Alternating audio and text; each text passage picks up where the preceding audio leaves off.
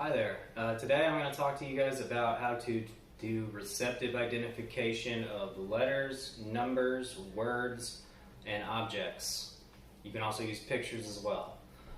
So what do I mean by receptive identification? So basically what I mean is when you say something, is your student receiving the information, hearing it receptively, and processing it and responding to the instruction that you gave them. So for our purposes, we're going to be saying the word touch and pairing that with whatever we have on a note card. So I'm going to model it with words, but you can also use letters, numbers, pictures of objects that they need to learn. You can use the actual object if it's, fit at the table. Okay, so first thing you're going to do receptive identification is make sure that you have your materials, which are whatever you want them to work on identifying. Today we're going to use flashcards of sight words and the things that they can work for, or the things our student can work for today. I've got peanut butter pretzels, but I've also got this fidget toy, so they don't always have to work for food. Whatever they're motivated by. If it's like a toy, if it's food, just make sure it's something they can enjoy real quick for like 10 to 15 seconds before you move on to the next turn.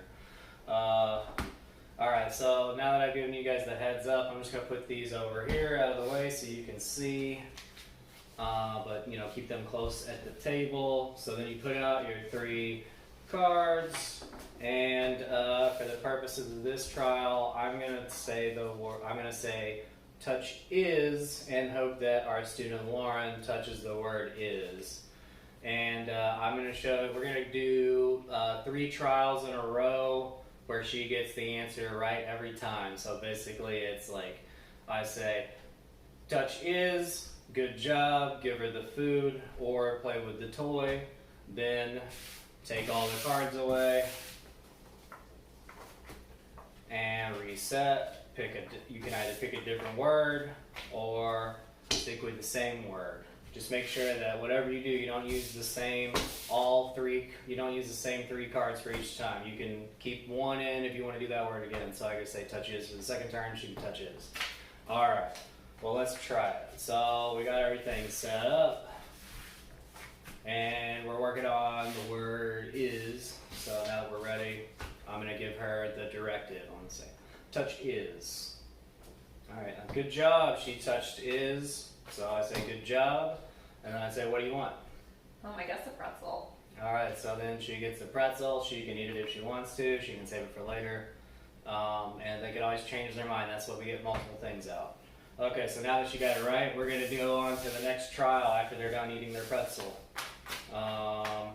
And for this purpose, we're going to go with the same word, is, but we're going to pick 2 other words to be what we call our distractors. So the word that we want them to identify, we call that word the target. So again, our target word is the word is. Okay, and make sure you put them in a different position each time so they're not looking for a pattern. Okay, so this is trial 2. Touch is. All right, good job. So you touched the word is, so it's time to get reinforcement. What do you want? I guess a pretzel. All right, then you give them another pretzel, let them eat it, and they can save it for later, whatever they want to do. All right, so they got that one right. We're going to reset. This time we're going to go for a different word. We go for the word my this time. And we're going to set it up. And, don't narrate aloud as you're working with your kid. This, basically everything's silent. The only time you should be talking is when you're ready to tell them what to do.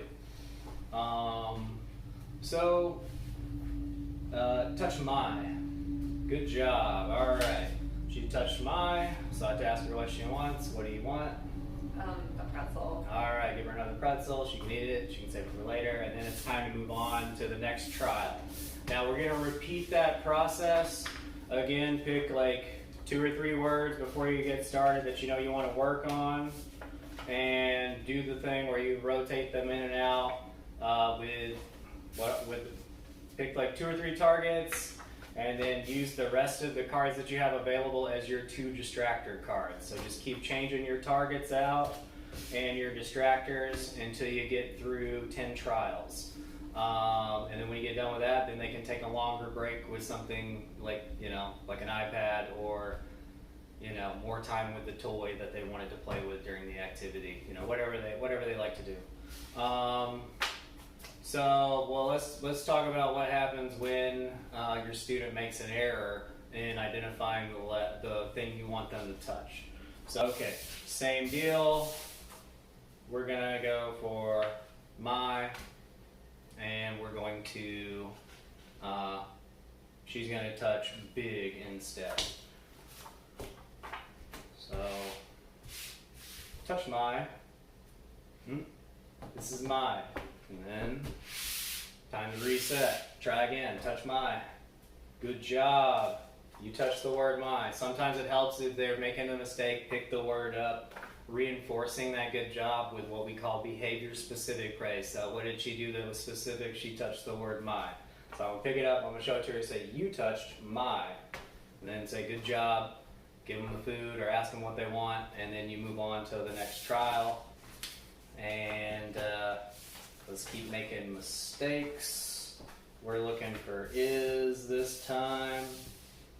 And try to, let's see, there we go. Doesn't matter which one you touch as long as it's not is. Touch is. Oh, that's this. We're looking for is. Touch is. Touch is. Good job. All right, then you reset. You say try again. Touch is. Good job. All right, way to go. Time for reinforcement. Give them whatever they want. So what do you want? I guess I'll take a pretzel. All right, they want the pretzel. Give them the pretzel. Basically, that's it. So you do the same thing, error correction. I recommend trying the least invasive mode first. If they're having trouble with that, call me. We can talk about doing the most invasive method, and I'll give you more details about that. But basically, they have an error. Just say, this is the word is. Have them touch the word is. So the is. All right, good job. And then you reset. You can, for the reset, you can shuffle them up, acting like you're moving stuff around. Basically, just make it seem like a new trial, even though you're doing the error correction for the same trial. All right, to try again. Touch is. All right, good job. You touched is, and then 10 trials, and then you're done. All right. Thank you, Lauren. That's all for today. Okay, now that I've shown you guys how to do the procedure, basically the next thing I'm going to do is show you the different types of materials that you can use with that. So I know I said earlier that you can use this to work on letters, numbers, sight words, and objects or pictures of objects.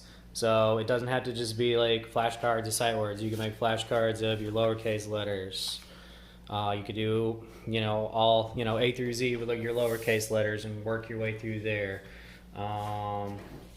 You could do your uppercase letters as well. So, same thing. You just make sure you lay them out 3 at a time and then say, touch whatever you want. Touch A, they get it. Good job. Move on to the next letter. Reset. With that, objects, pictures of objects, or objects. So you could get actual household objects. So say you're trying to get them to work on identifying like, silverware and stuff. Touch spoon, good job, touch spoon. Switch it up, pretend like I got more than just a knife and a fork and a spoon. Pretend like our distractors are something different. This time I'll pretend like these are a cup and this is like a plate, but I'm looking for a knife now. All right, so knife. And then there you go. Basically, make sure that you have enough stuff to where, like, when you're rotating your objects out, you're not using the same 3 objects every time. Basically, a good number is like 6 to 10. If you don't have flashcards, I also you could write them on Post-its. They probably won't last as long. You might have to remake them. And let me show you real quick on the iPad the last thing that I got. Okay, lastly, you can find instructions on how to do this on Schoology right here. So basically, you'll have your instructions on what to do with handy dandy picture instructions to go along with it as well, so you don't have to watch the video again if you forget how to do it. Next thing, I got some sight word examples of flashcards.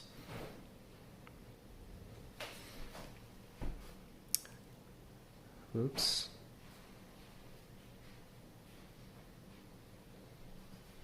So that's basically an example of the template that I sent you. So basically this template is something you can use if you don't have flashcards or post-its. You can use this template and edit yourself. And it should have opened in Google Drive when I clicked on it. Let me see here. Oh, it's going to ask me to sign in. Hold on a sec. Let me get that set up.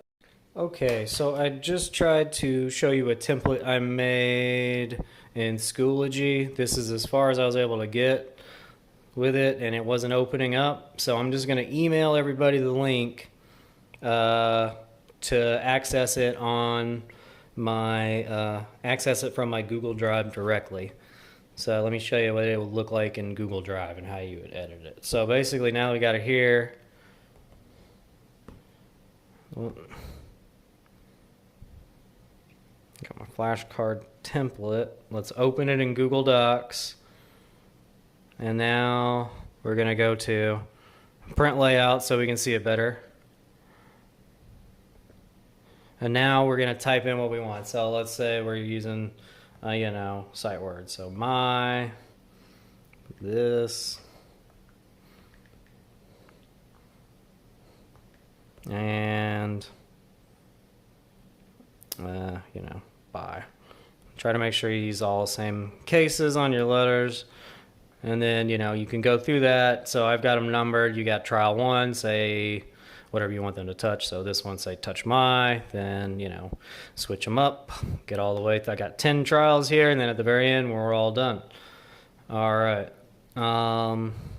And no, wait, where's my model? Let's see. This one. So basically this is, go to make sure you always view it in print layout. I don't know why it looks funny without that, but you got to do print layout. Basically, I've set up 10 trials as like an example. So like you could put this in front of your kid and say, touch my, good job. Touch you, good job. Touch my, good job. Touch my, good job. Touch this, good job. Touch my, good job. All right. So touch this, good job. Touch this, good job. Touch is, good job. I mean, basically try to make sure this example is not the best because I didn't stick with the same 2 or 3 words, rotating my's in there a lot.